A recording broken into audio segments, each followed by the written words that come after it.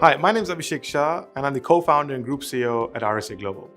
We are an end-to-end supply chain organization with a focus on technology. We operate in 4 different regions with about 600 people around the world.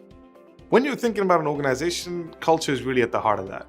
It's something I'm personally passionate about, and I've grown to learn and appreciate why that's so important through an organization. So when we started our company, it was me and 3 other people trying to build an organization. And not much happened in our first 2 to 3 years, primarily because of the global financial crisis and the state Dubai was in. But from year 4 onwards, we went from literally, 13 people to about 120 people as an organization due to business that we had acquired. And that really taught me an important lesson of what basically it meant to communicate well and communicate the behavior you want, which is basically what culture really is. And then from then on, we've brought on different partnerships, as we've spoken about. And today we're just under 600 people, 24 nationalities across these 4 different regions, trying to serve our customers. So my definition of what is a great culture is just when anybody has a business dilemma or a personal issue on how to deal with somebody at work, their default activity would be to respond and go to the values of the organization and refer to the purpose, and that would help them guide them into what sort of would be the right decision from there. And if every member in your organization can do that, you know you're all pointing in the right direction, aiming towards the same goal. And I realize that as a leader, my job is to consistently communicate this on a daily basis as much as I can. You can never over-communicate this enough. And that's how you end up building a good communication strategy, and people understand what that really, really means. You, as a leader, and your first line have to be 100% aligned and be the culture monkeys or the culture promoters in the organization. When scaling internationally, culture is really hard to preserve, and there's a variety of issues that you may face. If you did an acquisition, there's already a culture that is inherent in the acquired company, and that is very hard to basically change, and that's something that you could even do in the due diligence process to make sure the culture actually fits from before. But when you are in that position, it's very important to understand the dynamics of what changes that. You also have to be in the ability as an organization to locally adapt to what cultural requirements are in that organization, in that country, in that culture, that will affect what you want as your organization culture going forward.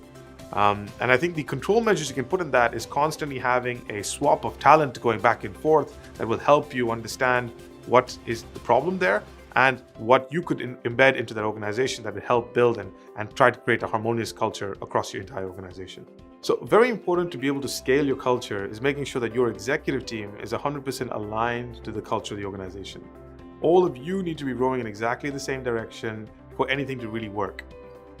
Because if that doesn't happen, you'll have offshoots that will basically have different challenges, and you'll have to rein them back in, which is wasting time, and you may find people are not the right fit for your organization. So when we look at hiring and firing, as hard as it sounds, you hire extremely slowly, even at the time of exponential growth, or you have a very robust process which takes care of culture within that. So one of the things we do in our recruitment process is that we have a culture round. And a culture round means that we take our high-performing culture people from the organization from all different levels, doesn't matter which one, and they're put into a room with a new candidate who has no idea what they do in the organization, but it's all about behavior and culture and how they'd react to certain situations. And if any of them put a veto out, that person doesn't get hired, even though they've gone through the technical test going forward.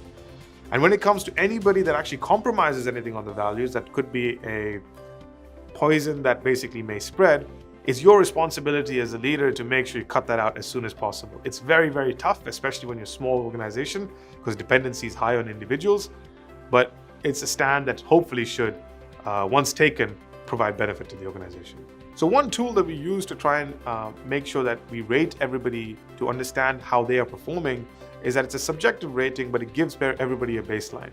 We have our core values in the company. We've defined as an organization what behaviors we want those core values to drive, and we rate everybody out of 10.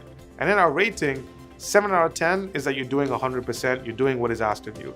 8, 9, 10 is going above and beyond and being an actual promoter of that culture. That's what we want. We want people to actually go out and take one experience and share it with 3 others. That helps us scale that culture even faster. So that helps us basically understand how many A-player of cultures we have in the organization and where we need to help and give improvement, education, or who's just not fitting, and we need to figure out whether they're in the wrong job or they're not in the right company. To summarize, when it comes to culture, I think there are 3 key takeaways. One is you as a leader have to consistently over-communicate what your culture is, why it's important, and how it's going to help you get there. Two, have your top team aligned right the way through the process and make sure that they are your culture promoters, or what I like to call them the culture monkeys.